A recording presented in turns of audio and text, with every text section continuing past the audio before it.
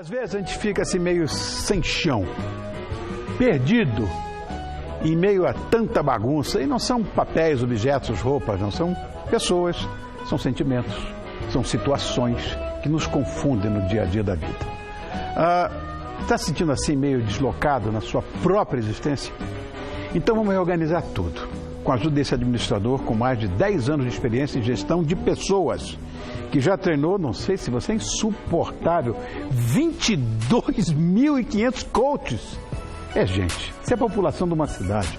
Bom, ele é o atual presidente da Sociedade Latino-Americana de Coaching. Estou recebendo Sullivan França. Obrigado por ter vindo, querido. Eu te agradeço. Muito Obrigado. Legal. Você é sério assim mesmo, né? Formal assim mesmo, não? Normalmente sim. Sim, né? Porque os coaches são todos mais organizadinhos, né? Todos assim. E você é professor eu de coach. diria disciplinados. Disciplinados. Antes de mais nada, eu quero perguntar o seguinte. Essa síndrome de insatisfação pessoal, eu acho que isso atinge todo mundo. Eu já tive isso 500 vezes. Em algum momento da vida você vai ter essa síndrome, isso não existe, mas síndrome de insatisfação pessoal.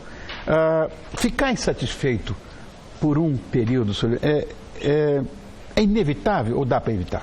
Eu diria que é comum isso acontecer com diversas pessoas e em diferentes idades.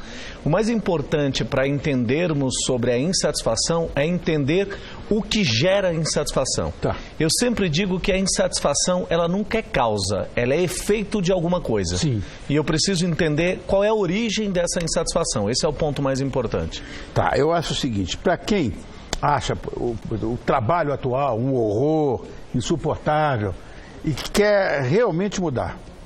Isso acontece toda hora. Mas ninguém sabe como ou por onde começar. Como é que eu faço uma hora dessa? O importante é, como eu disse, a gente entender qual é a origem dessa insatisfação. Muitas vezes, Rony, eu vejo pessoas, até em processos de coach que a gente apoia as pessoas, onde as pessoas dizem que a insatisfação é um determinado ponto e quando a gente vai analisar não é necessariamente isso.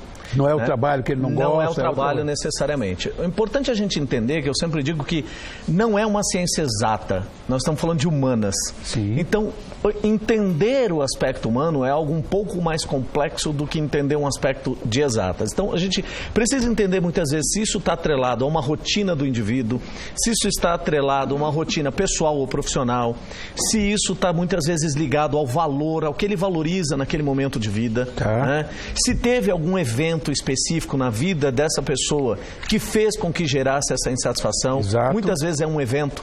Né? Pode ser uma doença na família, pode ser ele com uma própria doença, alguma coisa que acaba startando essa certa insatisfação, esse sentimento de que eu faço e as coisas não acontecem, ou por algumas coisas que eu havia planejado e acabaram não acontecendo, também gerou essa insatisfação. Eu sempre digo o seguinte, que expectativa não atendida é igual a frustração. E essa frustração muitas vezes é o que a gente está chamando aqui de insatisfação. Existe um tipo de insatisfação que eu acho engraçado, o seguinte, as pessoas ficam insatisfeitas no amor, no relacionamento. Por quê? Projetam, na verdade, grandes expectativas no outro e no cotidiano, no dia a dia, não é nada disso. Porque a época da conquista, eu tive uma namorada que era a coisa mais sensata. Meu Deus, era um sonho. Me conquistou, presente, nem amava a moça, mas acabei me envolvendo com ela. Campeão, um mês depois eu estava chamando minha mãe. Socorro! Porque você tem uma expectativa que não corresponde com a verdade. Isso acontece também, né? Você gera a expectativa, só não combinou com ela. Como é que o Garrincha falava? O Garrincha, quando era jogador de futebol, só falta agora, olha, você vai lá, faz isso, aí se faz o gol. Só falta você combinar com os russos isso. Perfeito, né? perfeito. É? Tem que combinar com os zagueiros. Claro.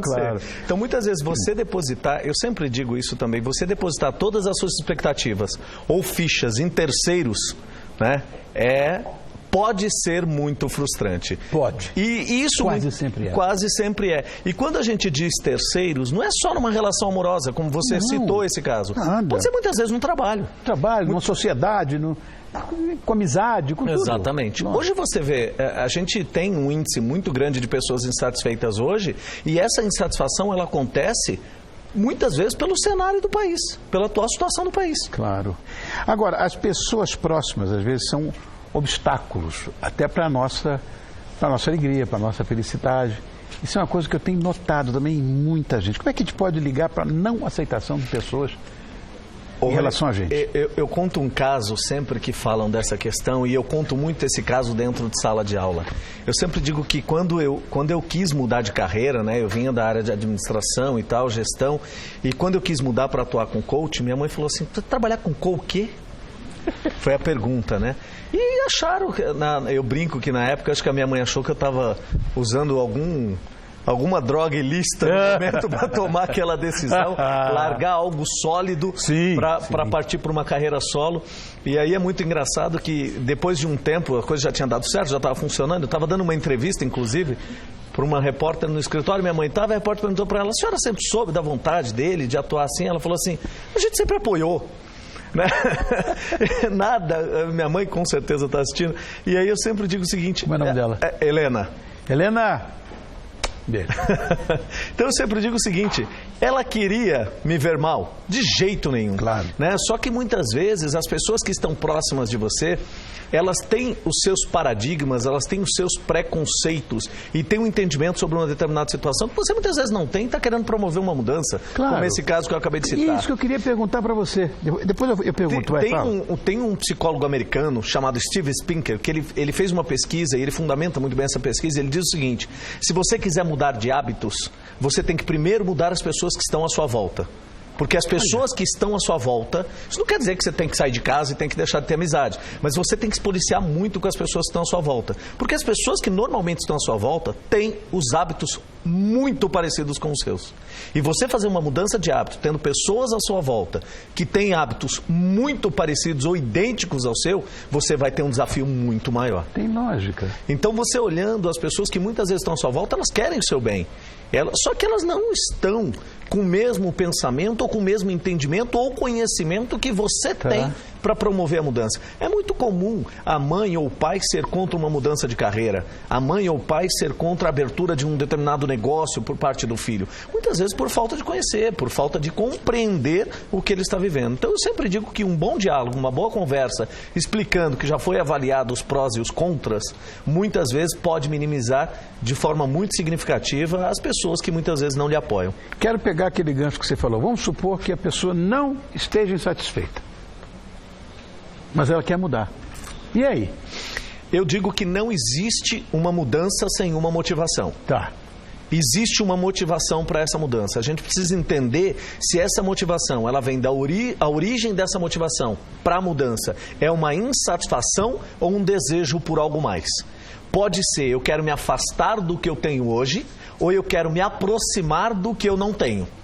Se Entendo. eu quero me aproximar do que eu não tenho, eu tenho uma motivação a me aproximar de algo que seria aí o que a gente chama em coaching do meu estado desejado, e isso já é uma motivação extremamente forte e suficiente, e não necessariamente eu tenho uma frustração, eu tenho uma motivação para mudança. Eu preciso entender o que é isso. Eu estou me movimentando em direção ao futuro ou afastamento do meu presente.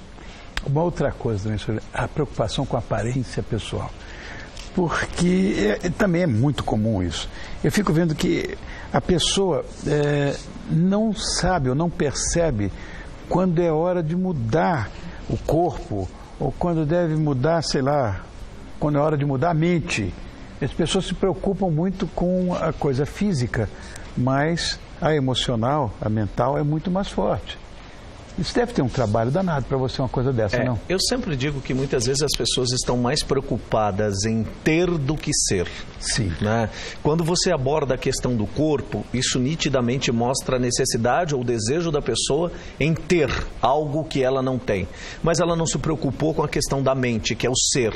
Né? Ter esse processo de desenvolvimento. O que eu preciso entender, e isso é uma das coisas que a gente trabalha muito em coaching, é assim: o que você está querendo transparecer ou demonstrar e qual é o resultado que isso vai te trazer. Então, uma análise de muitas vezes o que o sujeito perde e ganha com uma determinada situação, com uma determinada mudança, seja física propriamente dito, muitas vezes faz a pessoa desistir da mudança e ele vê que ele não precisa ter necessariamente, ele precisa ser.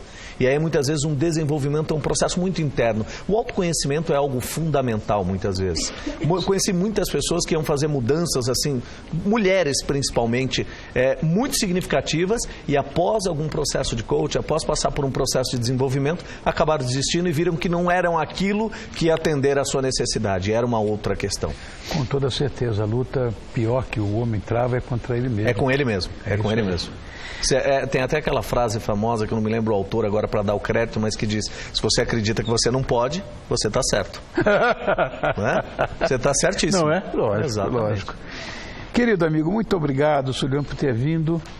Eu quero agradecer muito a esse Master Coach, atual presidente da Sociedade Latino-Americana de Coaching, É isso mesmo. que é o Suliano França, e eu vou fazer uma pergunta para você. Quer deixar algum recado? Eu posso deixar o meu Instagram, é Sullivan_Franca, né? Quem quiser me adicione nas redes e acompanhe o nosso trabalho. Quer dizer, o França sem cedilha. Sem cedilha, França E o sem underline, cedilha. aquele tracinho. Tracinho lá baixo. embaixo. Exato. É isso aí. Tá Obrigado bom? por ter vindo, Suliano. Obrigado para você, querido. Muito legal essa pauta. Muito legal.